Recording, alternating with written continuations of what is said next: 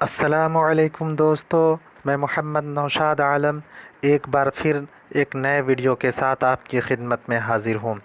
आपका मेरे YouTube channel Urdu learning में तहे दिल से इस्तकबाल है। हिंदी से उर्दू अल्फाज की तश्कील के सिलसिले में 4 वीडियो अपलोड कर चुके हैं। ये 5वां वीडियो है। दोस्तों, ये वीडियो बहुत ही मालूमाती है। अगर आप मेरे चैनल पर नए हैं तो आपसे गुजारिश है कि चैनल को सब्सक्राइब ज़रूर कर लें, और अगर वीडियो पसंद आए तो लाइक और शेयर करना ना भूलें।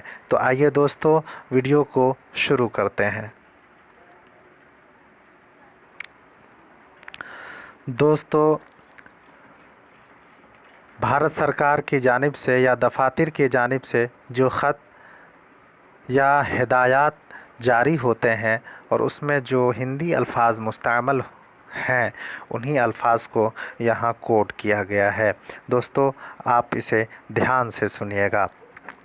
एक लफ्ज़ है ज़िला गोपनीय शाखा। ज़िला गोपनीय शाखा उसे बोलते हैं ज़िला राजदारी ब्रांच। क्या बोलते हैं दोस्तों? ज़िला राजदारी ब्रांच। एक लफ्ज़ है समाहर नाले। क्या है दोस्तों? समाहर नाले, जिसे कलेक्ट्रेट बोला जाता है तो ये इंग्लिश वर्ड लेकिन उर्दू में भी मुस्तअमल है। अगला लफ्ज़ है अकाल मृत्यु, नागहानी मौत। क्या बोलते हैं दोस्तों? अकाल मतलब नागहानी, अचानक। किसी की अचानक मौत हो जाए तो बोलते हैं उसकी अकाल मृत्यु हो गई, नागहानी मौत हो गई।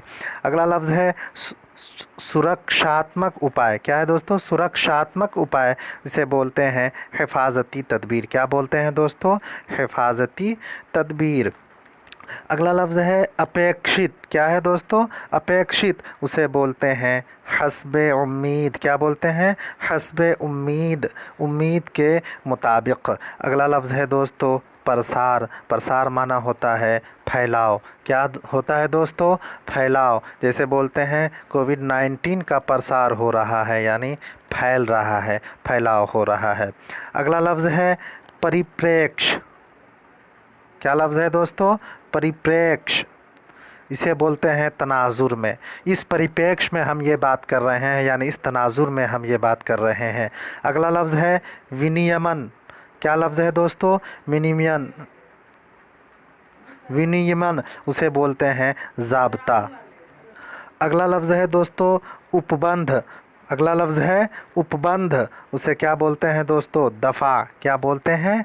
दफ़ा। अगला लफ्ज़ है प्रावधान, उसे बोलते हैं तजवीज़। क्या बोलते हैं दोस्तों? तजवीज़। अगला लफ्ज़ है संक्रमण। संक्रमण, उसे बोलते हैं इन्फेक्शन। क्या बोलते हैं दोस्तों? इन्फेक्शन बोला जाता है। अगला लफ्ज़ है महामारी। महामारी को उर्दू में बोलते हैं वबा। क्या बोलते हैं दोस्तों? वबा। अगला लफ्ज़ है गृह मंत्रालय। अगला लफ्ज़ है गृह मंत्रालय। गृह मना क्या होता है दोस्तों? घर, यानी दाखिला। मंत्रालय मना वजारत, तो गृह मंत्रालय मतलब वजारत दाखिला। अगला लफ्ज़ है पुनः। अगला लफ्ज़ है पुनः, इसे बोलते हैं फिर। ये पुनः ऐसा लफ्ज़ है कि जिस लफ्ज़ के शुरू में लग जाता है तो उसके माना होता है दोबारा। जैसे होता है जन्म, उसके पहले लगा दिए पुनः, पुनर्जन्म यानी दोबारा जन्म। पुनर्निर्माण यानी दोबारा निर्माण। तो ये लफ्ज़ बहुत ही उपयोगी है। अगला लफ्ज़ है ज़िला प्रशासन। क्या है लफ्ज़? ज़िला प्रशासन, उसे बोलते हैं ज़िला इंतज़ामिया। क्या बोलते हैं दोस्तों? ज़िला इंतज़ामिया। अगला लफ्ज़ है गंभीरता, उसे बोलते हैं संगीनी।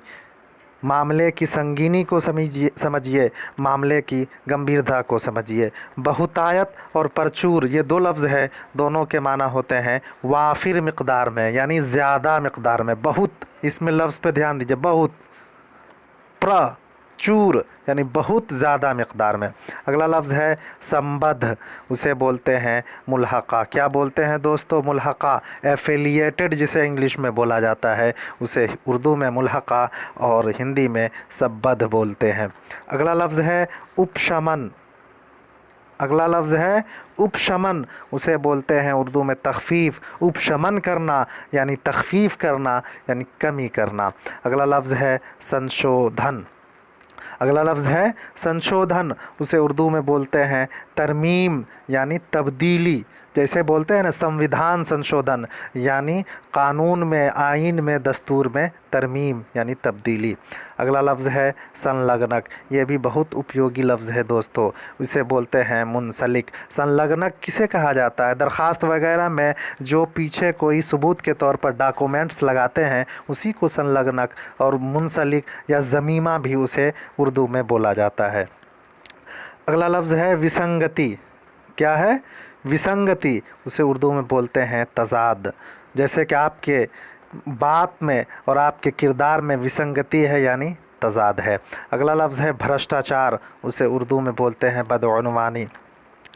अगला लफ्ज़ है सुनिश्चित करना। उसे बोलते हैं यकीनी बनाना। क्या बोलते हैं दोस्तों? यकीनी बनाना। अगला लफ्ज़ है सत्यापित करना और अनुप्रमाणित करना और साक्ष्यांकित करना। तीनों का माना होता है तस्दीक करना। ध्यान दीजिएगा दोस्तों, सत्यापित करना, अनुप्रमाणित करना और साक्ष्यांकित करना, तीनों के माना क्या होते हैं? तस्दीक करना। अगला लफ्ज़ है आकर्षक। ये लफ्ज़ सुने होंगे, आकर्षक ऑफ़र यानी पुरकशिश, यानी ऐसा ऑफ़र जो अपने तरफ खींचता है। अगला लफ्ज़ है संपरीक्षा। ये भी महत्वपूर्ण लफ्ज़ है दोस्तों। संपरीक्षा, इसे बोलते हैं हिसाब किताब। क्या बोलते हैं दोस्तों? हिसाब किताब। और इंग्लिश में क्या बोलते हैं? ऑडिट। अगला लफ्ज़ है वरना, जिसे उर्दू में बल्कि बोला जाता है। यही ध्यान देने की ज़रूरत है दोस्तों। वरना, देखिए, वरना जब हम उर्दू में बोलते हैं तो इसका माना यह होता है, जैसे हम जुमले में इसको इस्तेमाल करें तो यूँ कहते हैं कि तुम ये करो वरना ये सज़ा मिलेगी। लेकिन वरना का माना जो हम उर्दू में करते हैं, हिंदी में उसे बल्कि बोला जाता है। ध्यान दीजिएगा, वो वरना हिंदी में नहीं है जो उर्दू में यूज़ होता है, बल्कि हिंदी में जो वरना है उसके माना होते हैं बल्कि। क्या होते हैं दोस्तों? बल्कि। अगला लफ्ज़ है वस्तुतः। अगला लफ्ज़ है वस्तुतः यानी दर हकीकत। वस्तुतः माना दर हकीकत, हकीकत में। अगला लफ्ज़ है स्थगित। स्थगित को बोलते हैं दोस्तों मुलतवी।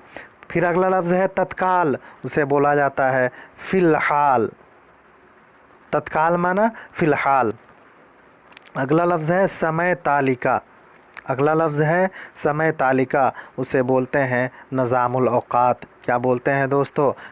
निज़ामुल औक़ात। अगला लफ्ज़ है सेवा कालीन। दो लफ्ज़ है इसमें दोस्तों, सेवा कालीन यानी दौराने मुलाजमत, यानी नौकरी के अंदर जो चीज़ हम करते हैं उसे दौराने मुलाजमत या सेवा कालीन कहा जाता है। और सेवा पूर्व यानी सेवा से पहले, क़ब्ले मुलाजमत। क्या बोलते हैं दोस्तों? क़ब्ले मुलाजमत। अगला लफ्ज़ है चिंताजनक। चिंताजनक, दो लफ्ज़ है, चिंताजनक, जिसे उर्दू में बोलते हैं तशवीशनाक। इसी तरह अगर हम बोलें दुखजनक, मतलब क्या हुआ? अफसोसनाक, यही ना माना होगा इसका। अगला लफ्ज़ है अनेक।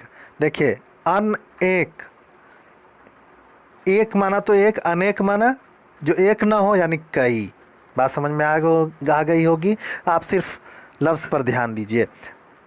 प्रतिबंध, जिसे बोलते हैं पाबंदी। क्या बोलते हैं दोस्तों? प्रतिबंध लगाया गया है यानी पाबंदी लगाई गई है। कृषि, कृषि माना क्या होता है दोस्तों? किसानी, खेती करना।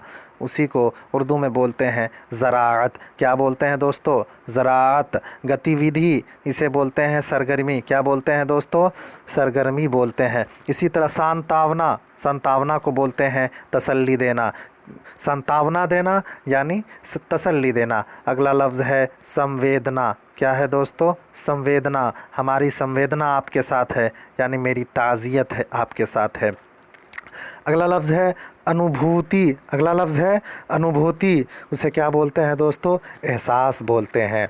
अगला लफ्ज़ है वर्चस्व, जिसे उर्दू में बालादस्ती बोला जाता है। वर्चस्व की लड़ाई है यानी बालादस्ती की लड़ाई है। अगला लफ्ज़ है संरचना। क्या है दोस्तों? संरचना, उसे बोलते हैं साख्त और बनावट। अगला लफ्ज़ है सभ्य, समाज। सभ्य के माना होता है मुहज़्ज़ब और समाज के माना होता है मुआशरा, तो ये उर्दू में हुआ मुहज़्ज़ब मुआशरा। अगला लफ्ज़ है पुरातत्व। क्या है दोस्तों? पुरातत्व। पुरातत्व विभाग, ये नाम आप सुने होंगे, उसे बोला जाता है आसार क़दीमा। क्या बोलते हैं दोस्तों? आसार क़दीमा। अगला लफ्ज़ है अवशेष। क्या है दोस्तों? अवशेष यानी बाक़ियात, जो चीज़ बाकी रह गई हो उसे बाक़ियात बोलते हैं, अवशेष बोला जाता है। एक लफ्ज़ है लिपि, जिसे उर्दू में रस्मुल ख़त बोला जाता है। एक लफ्ज़ है पतन। पतन मतलब होता है ज़वाल, ख़ात्मा। और एक लफ्ज़ है पाश्चात्य। पाश्चात्य चिंतक यानी मगरिबी मुफक्किर। पाश्चात्य पश्चिम, ये बात आप सुने होंगे, उसी पश्चिम से बना है पाश्चात्य यानी मगरबी। अगला लफ्ज़ है आक्रांता। आक्रांता को बोलते हैं हमलावर। क्या बोलते हैं दोस्तों? हमलावर, हमला करने वाला। और आखिरी लफ्ज़ जो 50वां या 51वां लफ्ज़ है, इसे बोलते हैं तटीय क्षेत्र।